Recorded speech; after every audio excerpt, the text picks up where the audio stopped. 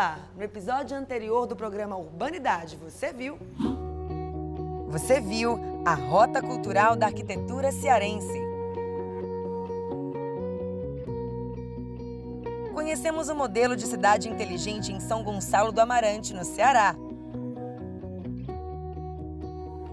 Batemos um papo virtual com a engenheira civil Priscila Cassiano sobre a importância da inspeção predial e do concreto no espaço urbano. Esse espaço é nosso. Está começando o programa Urbanidade.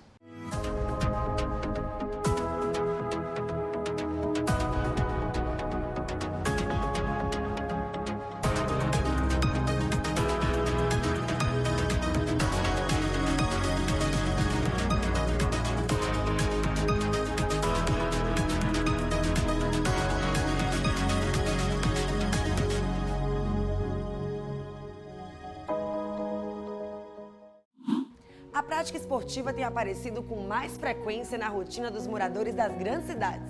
E no programa de hoje, vamos conhecer o atleta Felipe Manderim, que usa a bicicleta de BMX e os cenários urbanos para seus treinos e manobras.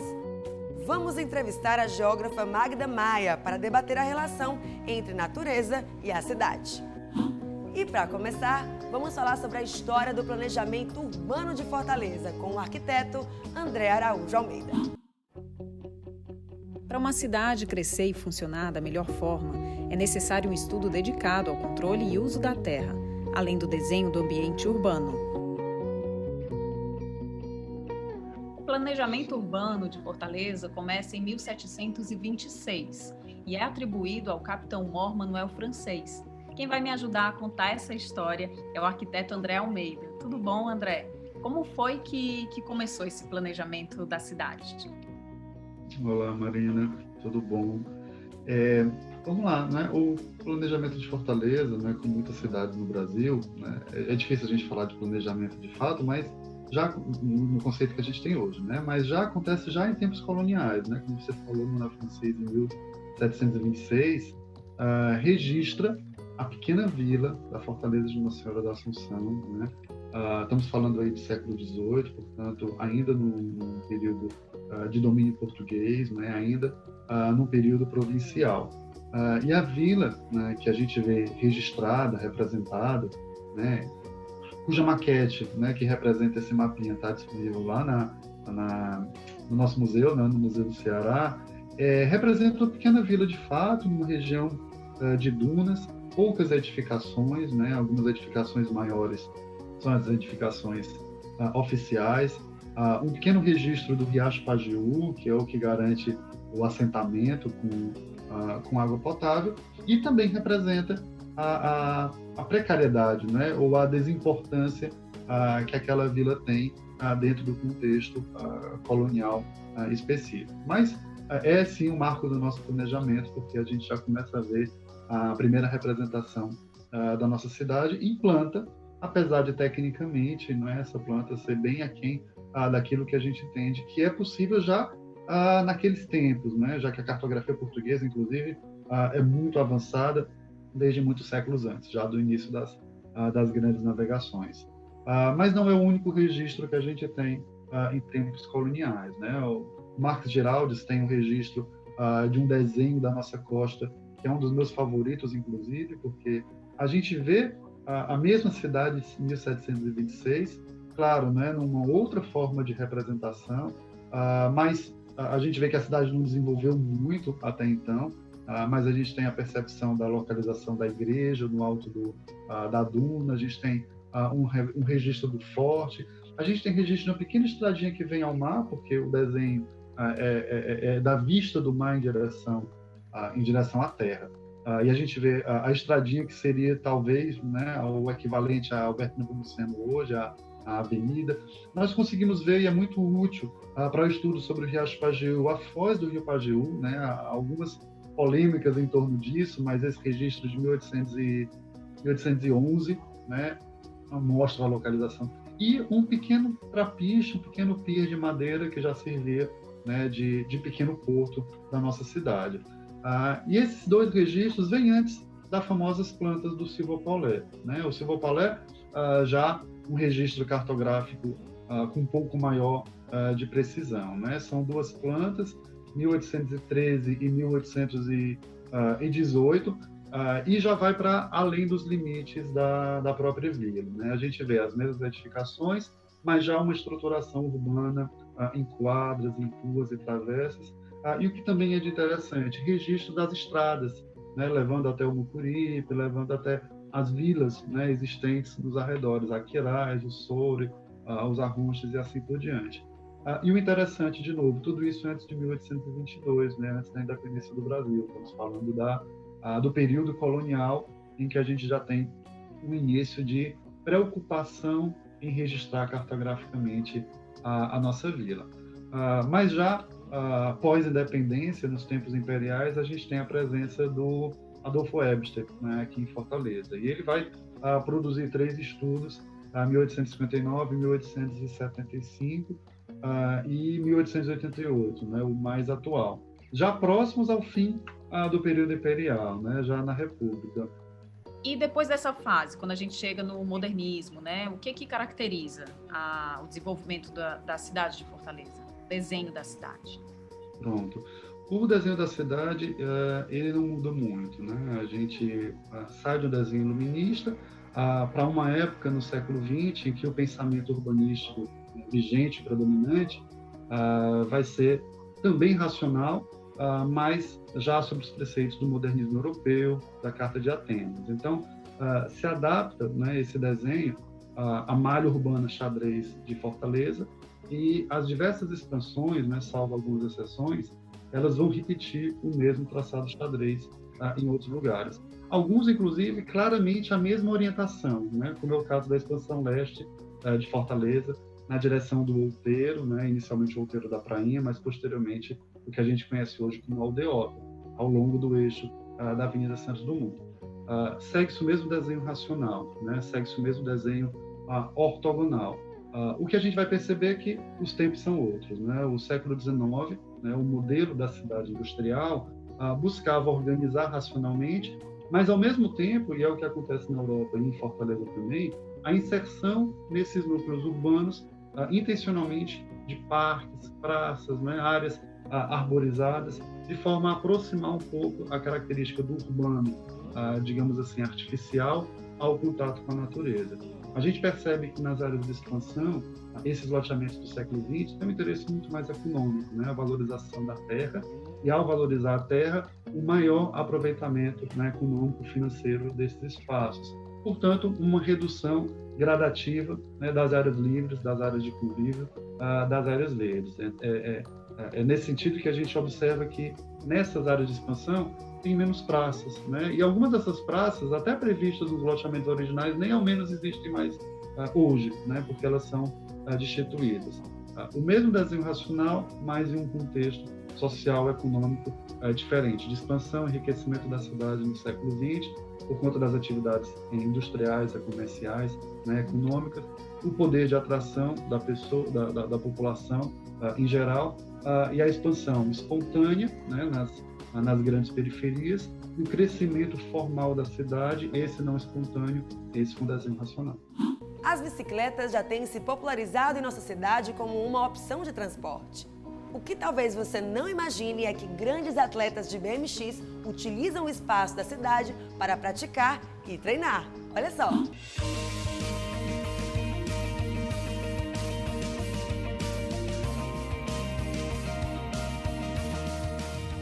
E a gente vai conversar agora com a verdadeira celebridade aqui do bairro Aerolândia, que é o Felipe Maneirin. Ele é o atual campeão nacional de BMX Freestyle Park. Muitas crianças aqui se inspiram em você, né? Pessoas do bairro. Depois de todos esses títulos de viagens, de todas essas experiências através do BMX, hoje em dia a galera mesmo do skate aqui, do BMX, da cidade em si, eles vê como Felipe Maneirin como uma referência hoje em dia. E para mim isso é muito gratificante. Eu vejo que o Maneirin, desde cedo, ele sempre buscou essa questão de viver do BMX. Ele conseguiu seus apoios, o próprio mérito dele, já anda há um pouco mais tempo do que ele e, assim, para a nossa cidade ele é uma referência, porque ele, muito novo, ele já conseguiu ser campeão brasileiro na modalidade de parque. e é bastante gratificante ver um colega, né, de viagens, de rolés, estar se destacando tanto no Brasil como fora do Brasil.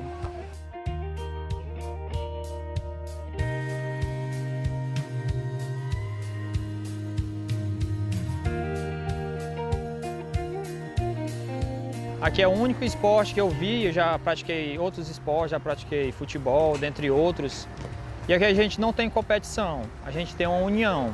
Quando um acerta uma manobra, o seu colega fica feliz, entendeu? Em acertar também. Todo mundo fica feliz em que o outro acerte, entendeu? Não tem competição, e sim só união mesmo no esporte. Então acho que o estilo de vida da gente é esse. É fazer a união, praticar um esporte bacana, entendeu? Sentir a adrenalina, que é muito bom para quem pratica esporte, para todo mundo, na verdade.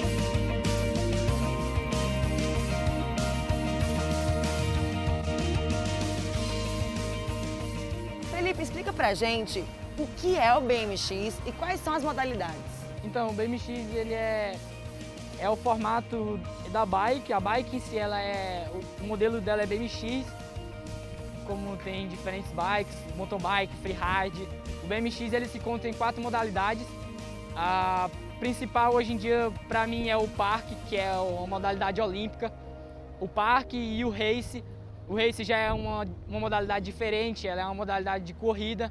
Ganha o atleta que tirar em primeiro no final da corrida. E existe também mais 2 modalidades, que é o street, que é praticado nas ruas, e o dirt jump, que é praticado em rampas de terra.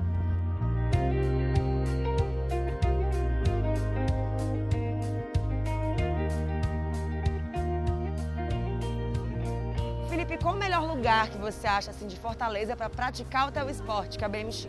Para mim é aqui, essa pista. Da Aerolândia. Isso, da Aerolândia. Nós estamos Pista no polo de Cocó, lazer do da polo de Aerolândia. lazer da Aerolândia, exato. Essa pista aqui foi onde eu comecei tudo. É onde eu sempre venho em dias normais, como dias que chove, às vezes você não tem como ir para um lugar mais longe, então opta por vir aqui mesmo, porque está perto de casa. O rodo está bem pertinho, então fica bem mais acessível. E essa pista em si, ela me traz boas lembranças e é daqui que eu colhi todos os meus frutos.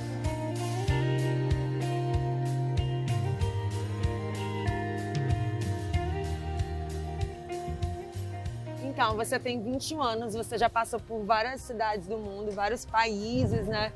E aí, você acredita que lugares como esse, mais lugares como esse, podem mudar a vida de outros jovens, assim como mudou a sua? Com certeza, com certeza. BMX, o skate, patins, vários outros esportes aumentou por conta dessa pista, que é uma pista boa e que tem um desempenho bom para o atleta, para você evoluir e disputar competições fora.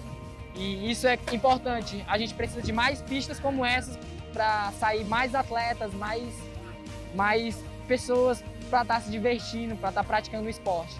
Você acha que o BMX, o esporte, outros esportes também que você está acostumado a conviver aqui, né, a ver, você acha que pode também ser a solução para a marginalidade, para as drogas, do crime? O esporte em si, ele traz coisas boas como diversão, como algo sentimental também, que vem dentro de você, não só pensando em droga, em criminalidade, porque o esporte não é só isso, não tira da criminalidade, ele te traz algo diferente, ele te traz um pensamento diferente, ele te traz uma energia diferente, ele traz um sentimento no teu coração, ele traz algo legal, ele não é tipo algo que só te tira das drogas, sabe? Tipo, então te tira da criminalidade. É muito mais. Ela é muito mais do que isso, é um amor, é algo sentimental que vem. Então eu acredito que sim, ele te tira isso e também te traz muito mais benefício. Basta você querer buscar aquilo no seu esporte. Buscar evolução e sempre algo a mais, né?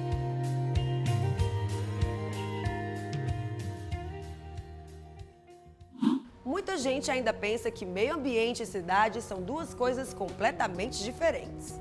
Em nossa entrevista à distância, vamos conversar com a geógrafa e green influencer Magda Maia para entender como a relação entre o meio urbano e a natureza pode ser melhor e benéfica para todos.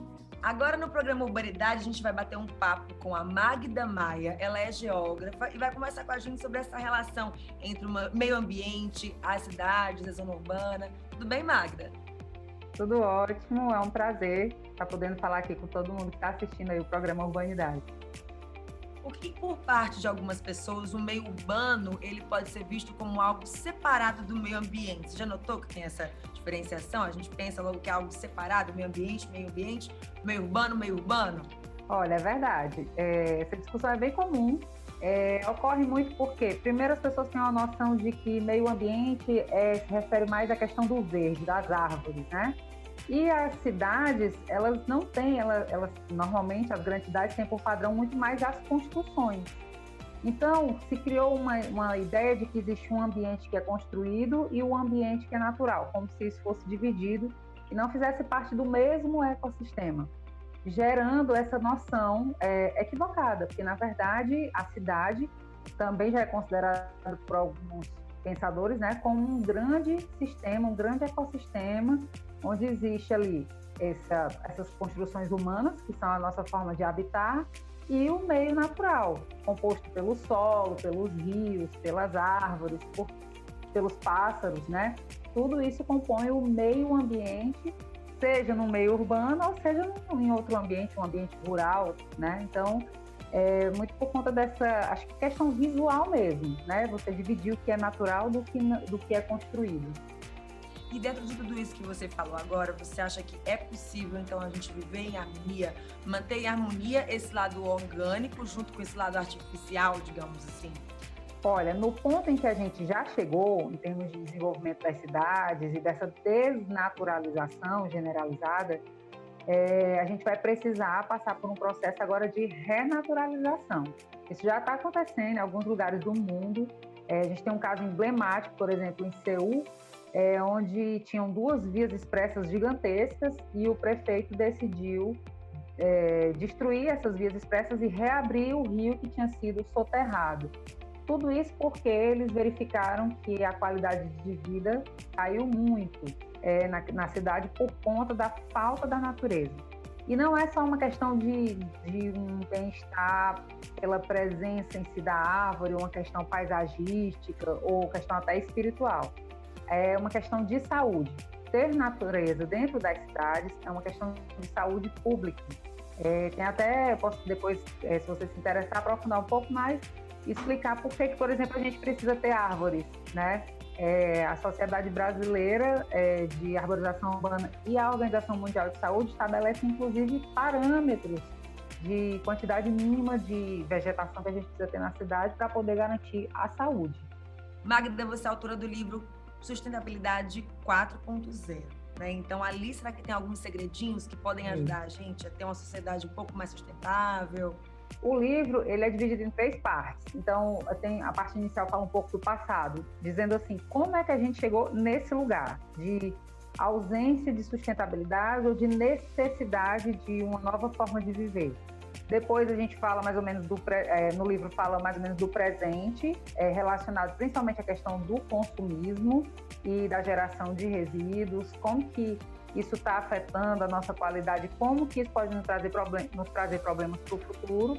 E aí, quando eu entro na terceira parte do livro, que eu chamo de Sustentabilidade 4.0, é por conta das inovações, das possibilidades, de tudo que a gente está vendo aí em termos de metodologia, tecnologia, tudo isso que está surgindo e que pode nos levar para um futuro sustentável. Então, a Sustentabilidade 4.0 é uma grande aposta num futuro realmente sustentável, com qualidade de vida, com pessoas vivendo melhor, com pessoas vivendo em harmonia com a natureza.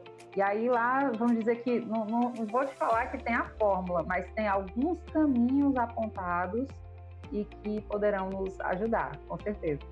E você participou também de um plano super forte de urbanismo, que foi o Fortaleza 2040, né? Fala um pouquinho pra gente, então, trazendo para essa nossa realidade de Fortaleza, o que pode ser feito, o que foi feito. Isso, o Plano Fortaleza 2040 foi realizado por um grupo de consultores. Eu fiz parte como uma das consultoras responsável pela temática ambiental e ele realmente aponta os caminhos ideais para que a nossa cidade possa renaturalizar, como eu falei, muitos dos nossos rios e riachos, para que possa ter uma gestão sistêmica e organizada da questão dos resíduos, para que tenha uma grande quantidade de plantios para arborização, para poder a gente correr menos riscos com relação às mudanças climáticas. Tem também aspectos relacionados à fauna silvestre, à fauna doméstica, possibilidades de agricultura urbana. Então, esse plano, ele é chamado 2040 porque ele diz assim, tudo o que nós deveríamos ou deveremos fazer, realizar, até 2040, independente da gestão, porque ele é para ser um plano da cidade, e que tudo que precisa ser realizado para que a gente tenha uma cidade sustentável até 2040. Porque não é um processo que se faz da noite para o dia, a gente tem que criar uma cultura de sustentabilidade, a gente tem que ter um bom processo de educação ambiental da população. Então, está tudo apontado lá, mas a gente precisa começar a agir urgentemente. Então, Magda, que bom conversar com você. Você trouxe assim, um assunto bem interessante para a gente e que a gente possa conviver melhor, né? Que esse convívio pode ser mais saudável, mais harmônico na sociedade, no meio ambiente. Com certeza. Eu que agradeço a oportunidade, o convite, de poder falar desse tema, que a gente está vendo agora que está muito, né, em ebulição. As pessoas estão se interessando cada vez mais pela temática ambiental e que isso começa a se tornar cada vez mais prática nas nossas cidades. Obrigada. Durante a pandemia e o distanciamento social, muita gente sentiu falta e a necessidade de se movimentar. A gente torce para que possamos ocupar com mais tranquilidade os espaços públicos o mais breve possível. No próximo programa, voltamos com mais urbanidade para você. Nossos encontros acontecem às terças, quintas e sábados aqui na TV Diário. Até mais!